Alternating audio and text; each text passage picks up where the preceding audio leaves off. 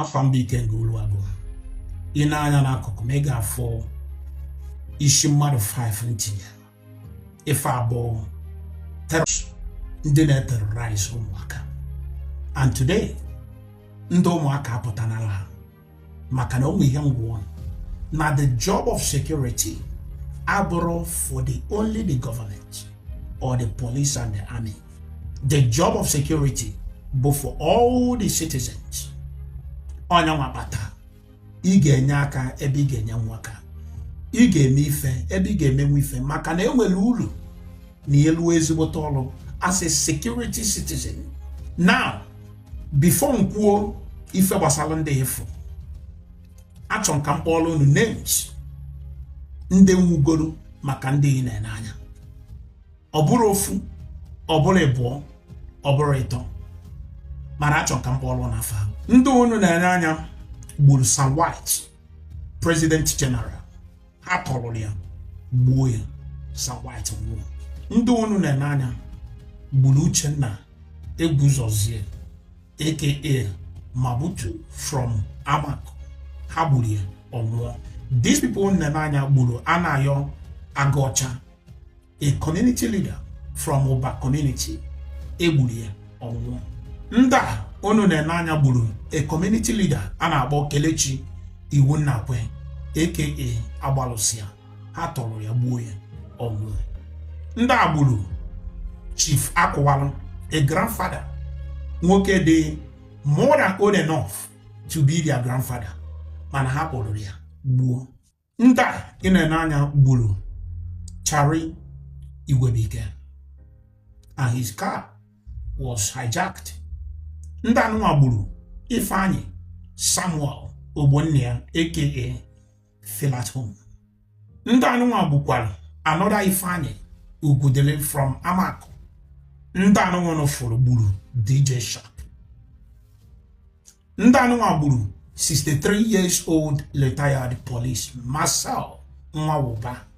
Ndị anụnwa gburu Chigozie Onwuneme. Ndị anụnwa gburu Ọkpala Tochukwu. Ndị anụnwa gburu Stanley Ojiwulu. Ndị anụnwa gburu Iwuala Emeka and many others. If abụ just to mention but few. Ndị gburu ha bụ ndị unu na-ene anya ebe. Now, somebody apụtago from ụmụaka wee tinye 25 million naira n'isi mmadụ niile. If you can give us information that will lead to the arrest or they are one specific place ebe ha nọ, you don't need to go with us. You don't need to show your face. You will be protected and your information will be protected. The only thing I trouble why nebendano mobune how to get them. You put them hania eje nweta ha bom agenye gi 5 million naira. Imana abrom onye na apụta bịa kwuo ife ma adịrọ show. This information enyere m ya ka m kwuo ya nse ha wait ka ndị show na onye kwelu nkwa ego anụwa ọ ga-akwụ ya na ọ bụ na enwe anybody with information. And by the end of the day they proved na onye kwelu nkwa ego anụwa ya akwụ ya. All you need to do, give us the information and be very sure na eje ha n'ebe a na a ga-enwude onye a. Gbaa ndị ama, tụọ ndị aka, suo imi, gosi anyị ebe ha nọ. 5 million ga-abụ nke gị. Inweta nwe 5 of them, 25 million naira ga-abụ nke gị. You don't need to show police your face. You need the Hoka police malon. Just write to me and each send them a message. Email Twitter.